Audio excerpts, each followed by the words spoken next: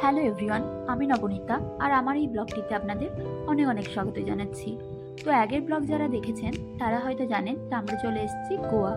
তো গোয়ার এই ট্যুরটা ছিল আমাদের মোট 5 দিনের জন্য এবং আমরা নেমেছিলাম হচ্ছে ডাবলিং এয়ারপোর্টে। গোয়াতে কিন্তু দুটো এয়ারপোর্ট আছে, একটা হচ্ছে ডাবলিং এয়ারপোর্ট আর একটা হচ্ছে মনোহর ইন্টারন্যাশনাল এয়ারপোর্ট। তো ডাবলিং থেকে মনোহর ইন্টারন্যাশনাল এয়ারপোর্টের দূরত্ব ওই 55 কিলোমিটার মতো। তো আমরা কিন্তু নেমেছিলাম ডাবলিং এয়ারপোর্টে, কিন্তু আমাদেরকে সেই দিনই যেতে হয়েছিল মনোহর ইন্টারন্যাশনাল এয়ারপোর্টে, কারণ ওই এয়ারপোর্টে নেমেছিল আমার বোন এবং তার ফ্যামিলি। তো যেহেতু আমরা একসঙ্গে আসছিলাম, তো আমরা যেহেতু আমাদের এয়ারপোর্ট থেকে আমাদের যে গাড়িটা পিক করেছিলাম, তো সেই গাড়ি নিয়ে আমরা চলে গেছিলাম মনোহর ইন্টারন্যাশনাল এয়ারপোর্টে। তো সেখানে গিয়ে ওদেরকে সেই এয়ারপোর্ট থেকে রিসিভ করে তারপর আমরা চলে গেছিলাম আমাদের হোটেলে। আমাদের প্রথম যে হোটেল ছিল সেটা ছিল সাউথ গোয়াতে, যেটা ছিল স্টার্লিং হোটেল। তো সেই হোটেলের কোনো ভিডিও ক্লিপ আমার নেওয়া হয়নি, আর সেদিন আমাদের রাত্রেবেলায় হোটেল পৌঁছাতে প্রায় 7:30 বেজে গেছিলো। তো তার জন্য আর কোনো ভিডিও নেওয়া হয়নি। তারপরের দিন আমরা সকালবেলাতে উঠে আমাদের ব্রেকফাস্ট সেরে বেরিয়ে পড়েছিলাম পুরো সাউথ গোয়া এক্সপ্লোর করার জন্য। তো আমাদের প্রথম ডেস্টিনেশন ছিল এই ড্যামটি, যেটির নাম ছিল সালিলাম ড্যাম। তো এই ড্যামটি কিন্তু সেই সময় বন্ধ ছিল, এটি মূলত বর্ষাকালে খোলে এবং এর এন্ট্রি ফি ছিল বড়দের জন্য 20 টাকা এবং ছোটদের জন্য 10 টাকা, এবং এটা সকাল 9টা থেকে সন্ধ্যে 6টা অবধি খোলা থাকে। তো ওই ড্যামটার উপরে যে ছবিটা দিলাম ওটা কিন্তু বর্ষাকালে দেখতে ঠিক ওই রকমই লাগে, কিন্তু আমরা যেহেতু গ্রীষ্মের সময় গেছিলাম তো সেই সময় ড্যামটা বন্ধ ছিল। আর আমাদের তার পরের ডেস্টিনেশন ছিল ক্যাবেদেরামা বীচটি।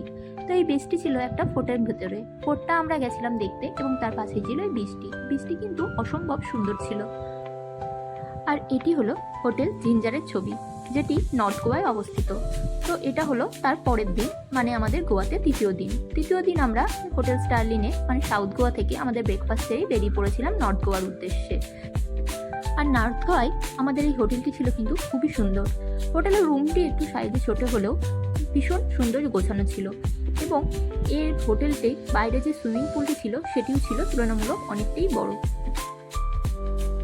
তাহলে চলুন সবকিছু আগোছালো হয়ে যাওয়ার আগেই আপনাদেরকে হোটেলের এই রুমটির একটি ছোট্ট করে ট্যুর দিয়ে দিই। তো এটি হলো এন্ট্রান্সের পরেই বাঁদিকে ছিল বাথরুমটি কিন্তু বেশ ভালোই ছিল এবং সেখানে ড্রাই এবং ওয়েট এরিয়া কিন্তু আলাদা করা ছিল। আর ওই ছোট্ট এন্ট্রান্সের পরে ছিল এই ছোট্ট বেডরুমটি কিন্তু খুব সুন্দর করে ছবি দিয়ে সাজানো গোছানো ছিল এবং এর কালার কম্বিনেশনগুলোও ছিল কিন্তু খুবই সুন্দর। কিন্তু যেটা প্রবলেম ছিল সেটি হলো এর বেডটি কিন্তু 3 জনের শোয়ার পক্ষে বেশ ছোট। তো আদ্রিককে নিয়ে আমাদের 3 জনের কিন্তু বেশ একটু অসুবিধাই হয়েছিল এই বেডটিতে শুতে। আর এর বাইরের ভিডিওটা দেখুন, কি অসম্ভব সুন্দর, বাইরে শুধুই দেখা যাচ্ছে নারকেল গাছ। তো নর্থ গোয়ার জিঞ্জারে চেকিং করার পর আমরা কিন্তু দুপুরবেলাটা ওখানেই ছিলাম। তারপরে আমরা বিকাল দিকে বেরিয়ে পড়েছিলাম নর্থ গোয়া এক্সপ্লোর করার জন্য। তো আপনারা হয়তো সবাই জানেন গোয়ার যে মূল আকর্ষণ সেটা হলো এর নাইট লাইফ।